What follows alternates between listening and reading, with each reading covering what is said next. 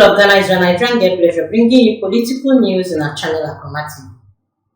NDC documents plotting against this year's election has finally been exposed. Please switch. Mr. Speaker has crossed the be careful line. In other words, Mr. Speaker is beyond redemption as a statesman who ought to help glue Parliament together and see to government business to further the lots of Ghanaians. Mr. Speaker is irredeemable.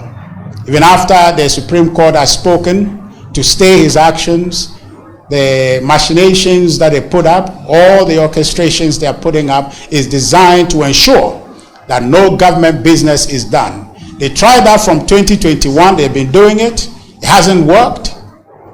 But in these last days, they have purpose to do whatever they can, including disrupting and bringing Parliament to a halt. And so, the Speaker's adjournment of Parliament Sunday is not by accident, it's by design. What is happening in Parliament at this stage is a desperate push by the NDC, having realized that its evil plot is failing and the NDC is more likely to lose the 2024 election.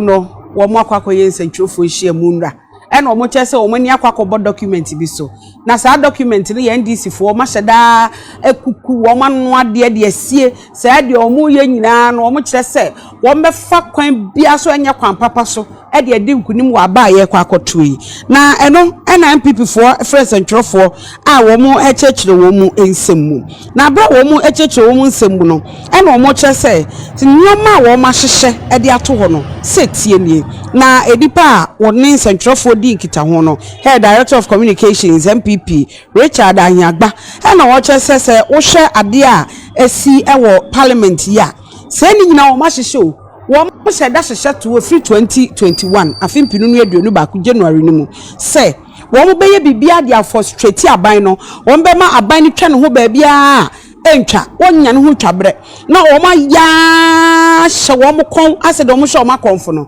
ena nyame ncha de wo mo akwa hunu sankrata yi na de wo pese wo ye no mo gitumi e de free Ghana fo nsem no eno ena wo mo eche se nye kwampa ena nyame yi wo mo to krata eti so mo hunu se di a ena wo mo so ebehwe so be ma Ghana fo ehunu anti wo mo ba be ka kire Ghana fo ama mo hunu se sa ade a wo ma hyehye no e ya ade bia wo ma hye da hyehye e de ba be chinchim Ghana fo nsa wamo beka ensem anya nsempa e de agu Ghana fo asum se de be ya wamo be ya na e beto aba ne be wie na kyese akwakodi won mafa na so ni nyina mu no wo kire se enya de e be yeye na nya de a wamo be pene so ama na basa nti wamo ka kire Ghana fo se de Ghana fo be hunu se de wamo hyehye e de ahye kokoa mu enie free 2021 e be si sa bre na wamo so woman sa akwakoka NDC is just doing everything to make sure they win this election.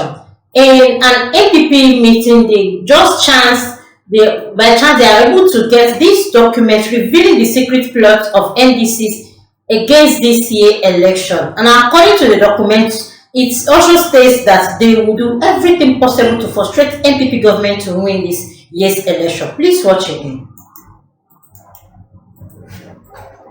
No, wo mo akwakoye nsentwofo ehia munra e na omo chese omo ni akwakobo document bi so na sa document ni NDC fo ma hyeda ekuku wo ma no ade de asie sa de omo ye nyina na omo chese wo mefa kwan bia so enya kwan papa so e de ade nkunim wa ba ye kwa akotoi na eno na NPP fo friends ntwofo a wo mo echechire wo mu ensemu na bra wo mo echechire wo mu nsemu no e na omo chese nyoma wo ma hyehye e de ato ho no setie nie na edipa woni nsentwofo di nkita ho no head director of communications NPP Richard Anyagba na wo chese se wo hwe ade a esi ewo parliament ya se ni nyina wo ma hyehye o wo mo hyɛ da hyehyɛ to free 2021 afin pinu no aduonu ba ku January ni mu say wo mo beye bibia dia for straight aban no wo be ma aban ni twa ne ho ba bia entwa wonya ne ho twabre na wo ma ya hye wo mo kon ase de wo mo hye wo ma konfo no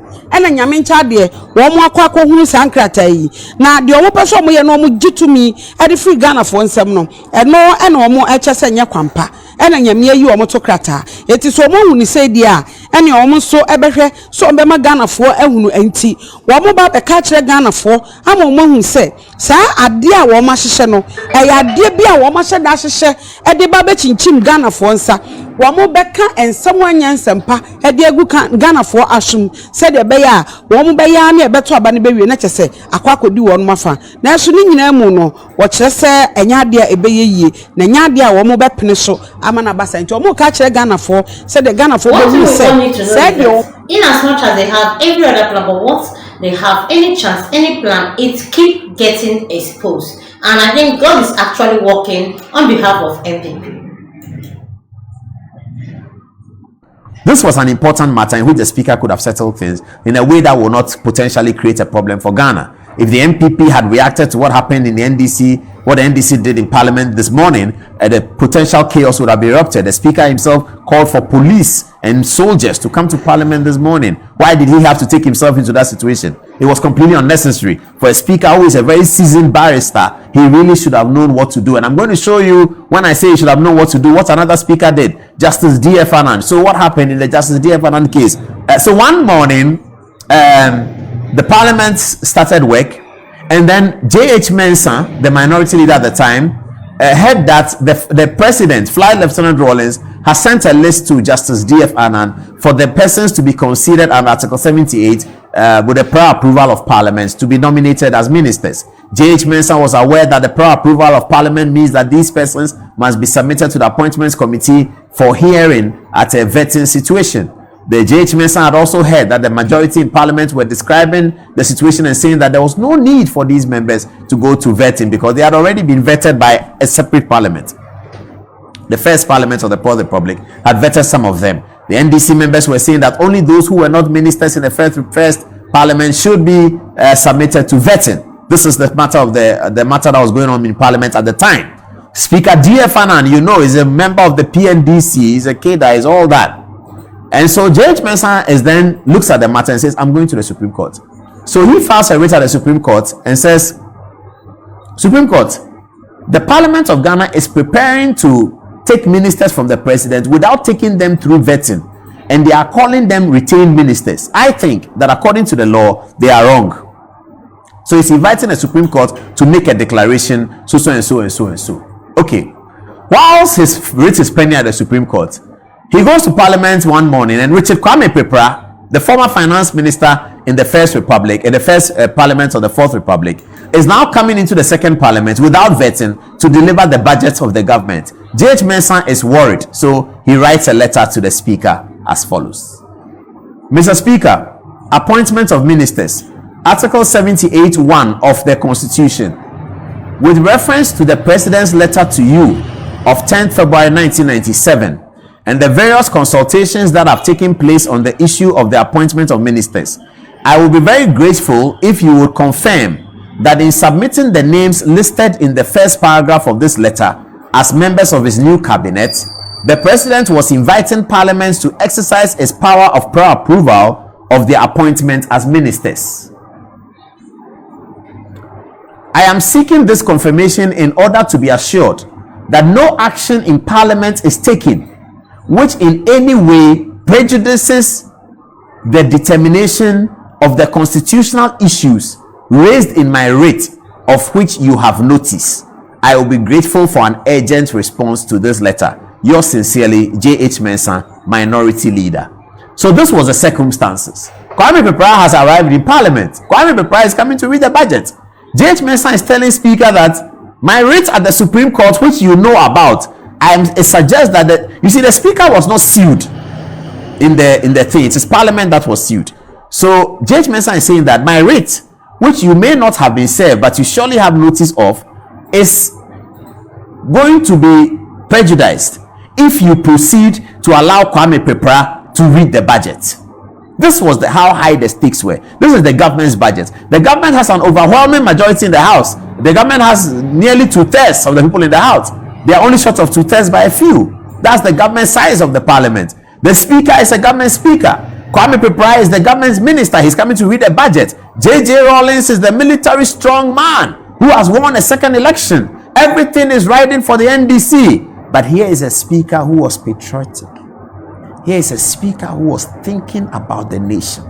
Here is Justice D.F. Annan, having spent many years of his life as a justice of the Court of Appeal, having spent many years of his life observing the democracy of Ghana. Who wants Ghana to succeed? He wants the Fourth Republic to succeed. He wants the institutions of the Fourth Republic to succeed. So in spite of the fact that they can bully the minority all they want, they can tell the minority you can go to court and we don't care. Watch J.H. Mensah's response. Watch D.F. Annan's response to J.H. Mensah. Have a look. Okay, D.F. Annan response. From all indications, you actually see that NDC, that the speaker was actually trying to favor NDC, his own party. Minority Leader, DSA, appointment of ministers, Article 78 of the Constitution. He says, I acknowledge the receipt of your letter. The receipt of your letter, reference number so and so, dated 13th February on the appointment of ministers, Article 78(1) of the Constitution. My reading of the express words of the letter from the President's office leads me to the view that all the names of the persons proposed, whether they are retained ministers or newly nominated ministers, were submitted to the House for the purposes of discharging the House's constitutional responsibilities in relation to the approval of ministers. Full stop. So D.F. Annan is agreeing with him that yes, the President's letter said that we should discharge our responsibility with ministers. But he was already hinting J.H. Mensah that maybe you won't get the vetting that you are looking for, because the processes, now let's read on. It says, the processes and procedures leading to approval or rejection of ministers remain entirely within the competence and the authority of the House. That's what J.H. Mensah is saying. How we do the ministers, how we approve them, remains in the House. But listen to what D.F. Annan says. He says, and this is the most important, and this is what I thought Alban Bagbin would have looked at, the current speaker, because the current speaker was a member of the House of this parliament. He was a member of the second parliament, and he was there when this happened. I don't know whether he's mindful and has notice of this letter, or is this in my book I can share with him. This is what D.F. Annan says. He says, I agree that no action may be taken in parliament which in terms of our standing orders prejudices the determination of the constitutional issues raised in your writ, which is now pending before the Supreme Court. Look at it again. He says, I agree that no action may be taken in Parliament, which in terms of our standing orders... Put on notification, so you get all the news one by one.